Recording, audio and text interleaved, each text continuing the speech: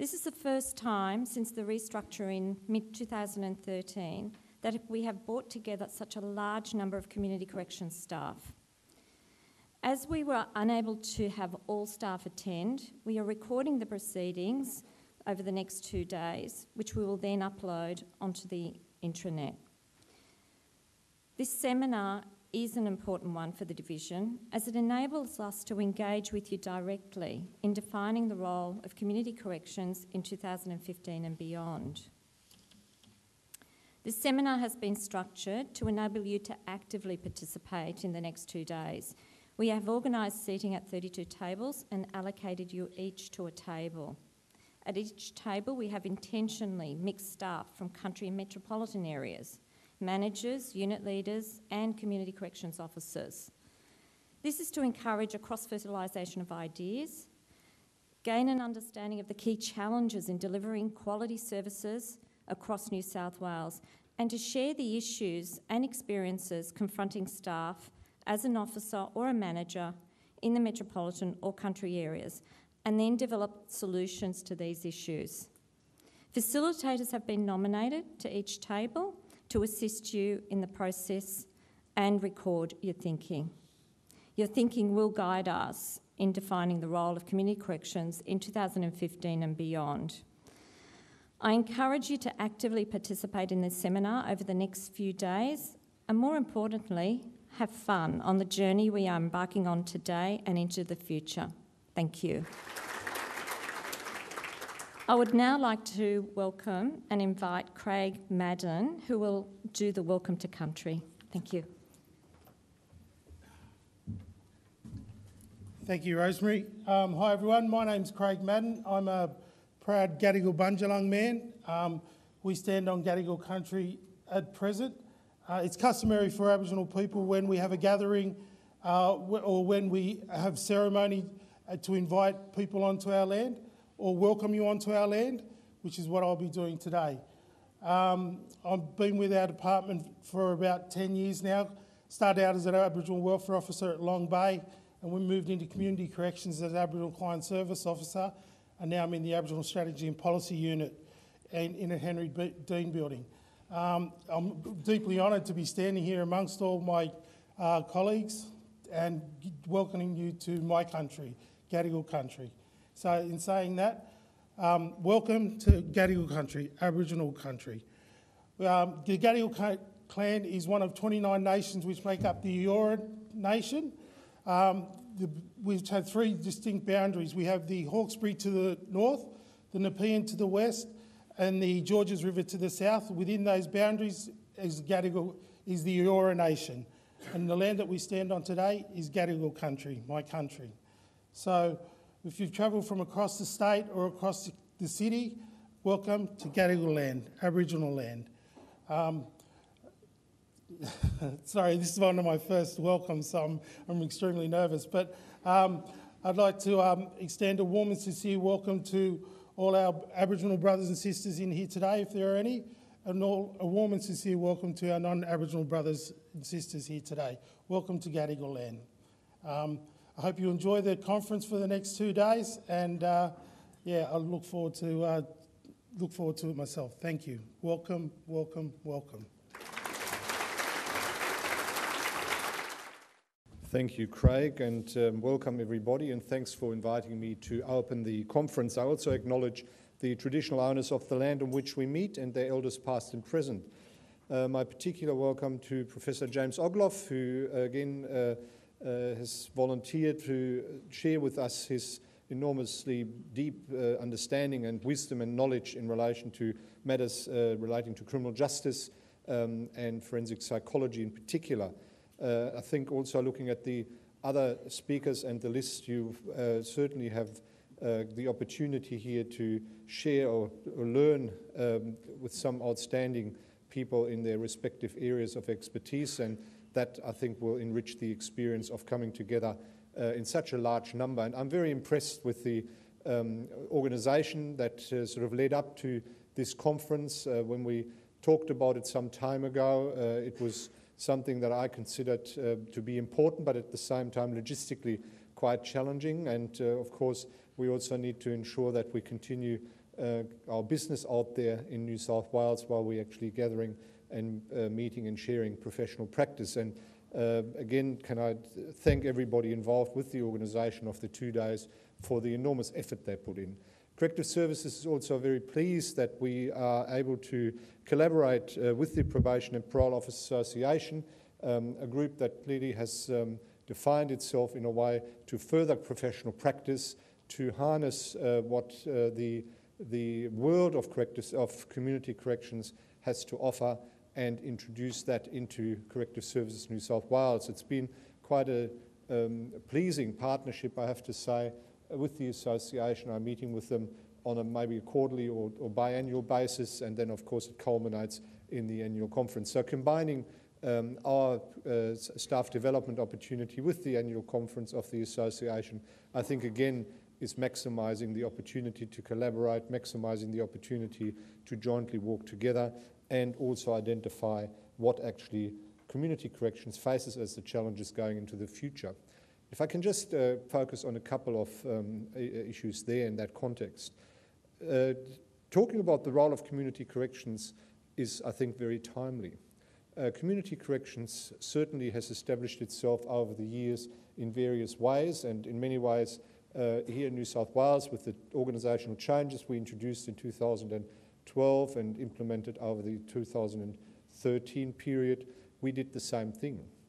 And for me, it becomes more and more relevant to really very strongly focus on the significant opportunities that the criminal justice system has in availing itself of community-based supervision, which not only evidently, but based and backed up by many, many particular research projects. One of them that was undertaken here by Boxar, and I'm not sure if Don Weatherburn will talk about that, but it related to the difference of supervising high-risk parolees vis-à-vis not supervising them, and the clear evidence that that reduces reoffending.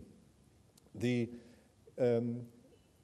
context in which the community corrections qualities are being refined and being developed, of course, is the continued growth in prisoner numbers right across Australia and right across many other jurisdictions in the world. And we need to not necessarily define community corrections as the alternative, but we need to make sure that everybody in the criminal justice system is very much aware of the good quality and strongly community safety focused work that community corrections offers in a way that actually is not only economically more viable, but by and large also has proven to be far more successful in achieving the desired outcomes of a reduction in reoffending and better outcomes for the community as a whole, in particular also the re-victimization of people who are victims of crime. How we need to do that is continuing to very clearly be aware of what our vision is, what our fundamental principles and our purpose is. And for me, it's about really three things. It's very much a strong focus and an absolute uncompromising focus on public safety. That being said, public safety is not simply something that you sort of conjure out of mid-air. It needs to be based on professional evidence-based practice that guides the way we supervise offenders in the community, while at the same time ensuring their compliance with the orders of the court or the parole authority. It is also important that community corrections continue to define itself as a very integral part of the criminal justice system. We're not an afterthought. We're not a service that is sort of out of sight, out of mind. We're a service right in the heart and the centre of criminal justice, and we need to be very confident in that context and also conceptually ensuring that we broadly communicate across criminal justice about what we're doing, but also identifying what it is that other parts of the criminal justice system expect us to do, in particular police, the courts, but also the legal profession and the public prosecutors. So reducing reoffending, of course, is the ultimate aim of any correctional service, and there's no difference here, and I'm not telling you something that you haven't heard many times before.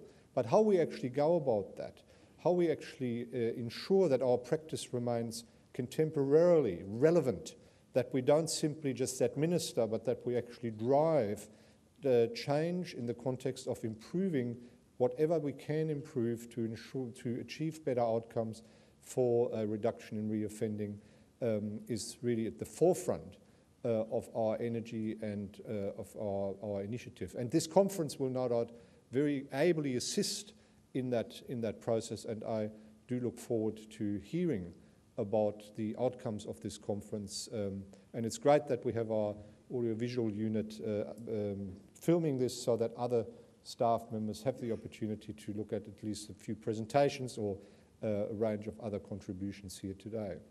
I just want to finish by focusing on one area that is particularly relevant in New South Wales, but right across Australia, and there's been a lot of attention drawn to it over the last few weeks, and here in New South Wales, particularly yesterday with a big announcement made by Minister Gard, and that is the aim of the government, and this is one that is clearly at the forefront of our initiative now, to reduce the occurrence of domestic violence by 5% by the year 2019. And while that sounds like a task that we sort of need to put some attention to, it is the fundamental task for the criminal justice system in this state in the context of our government priorities. They have pushed the overall reduction in crime rate down to the second tier of importance.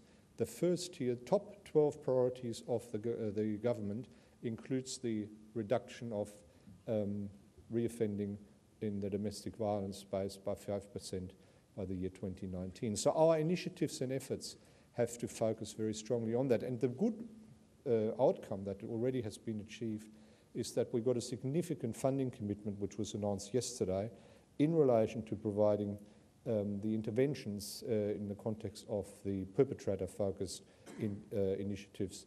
And good work's been done in the lead up to that, because obviously we needed to inform government on what it is that we can bring to the table. But if any of you would have followed the media yesterday, Minister Gard made quite a strong point about the effectiveness of interventions provided by corrective services, and that includes offender management programs, or OSMP, and community corrections in particular, in relation to domestic violence perpetrator management and treatment. So that is an area that we need to particularly focus on, without obviously taking our focus away from the other important areas of our initiatives. I wish you a really rich experience over the next couple of days. Unfortunately, my commitments demand that I'm elsewhere today, and I will be joining you for dinner tomorrow, and hopefully be able to catch up with some, and hopefully many of you, and for a bit of an informal chat and get together. Having been at one or two of the association dinners before, they're always great fun, and really an opportunity to engage in a more informal way.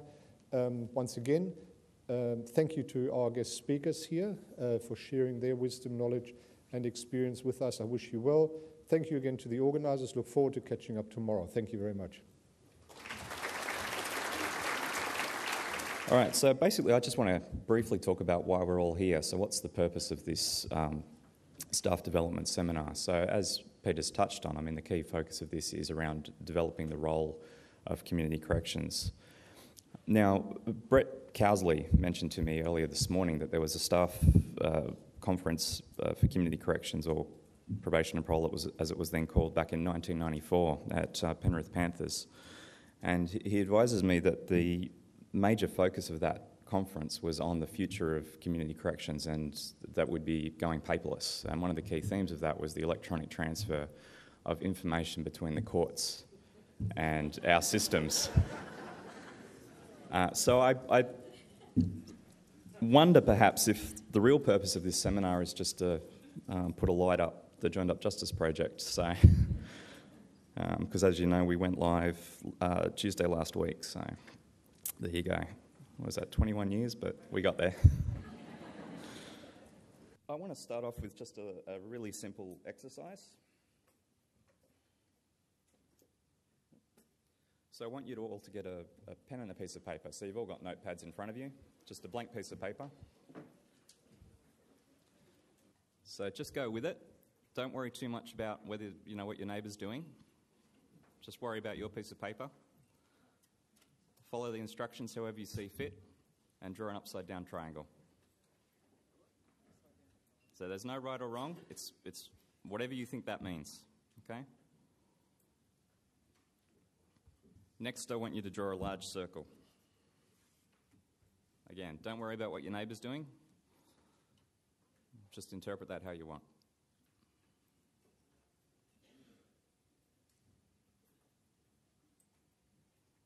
So pick two sides of the triangle and draw 3 lines next to it, on 2 of the sides.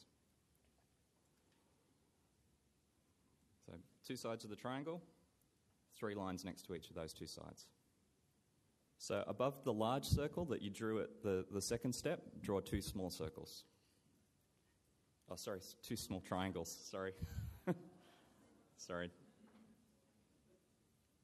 It's me losing my place. Okay, so put a large dot inside each of those 2 smaller circles. No, the circles. So dot inside the 2... Sorry, I really screwed this up, haven't I? The dots go inside the circles. The triangles go above the big circle.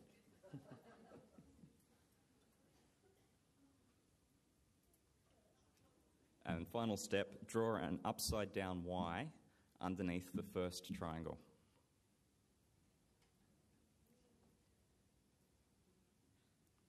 All right. If you want to compare notes at your table, see what you all drew.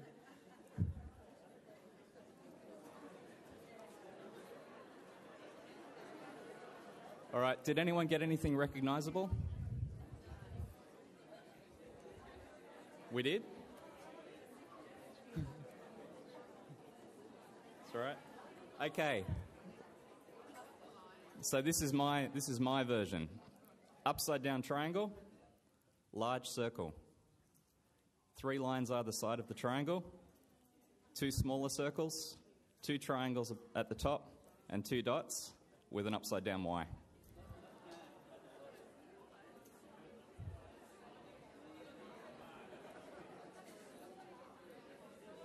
So would you have done it differently if you knew it was a cat?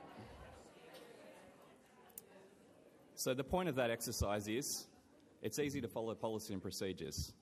We've got, pages and pages in our policy and procedures manual, lots of instructions on what you're to do, but unless you know where you're going, you're not going to achieve what we need to achieve. So the purpose of this conference is about giving you the big picture so that you understand what we're all doing, where we're all headed, and so that we all draw the same cat. I'm now going to hand over to Danielle.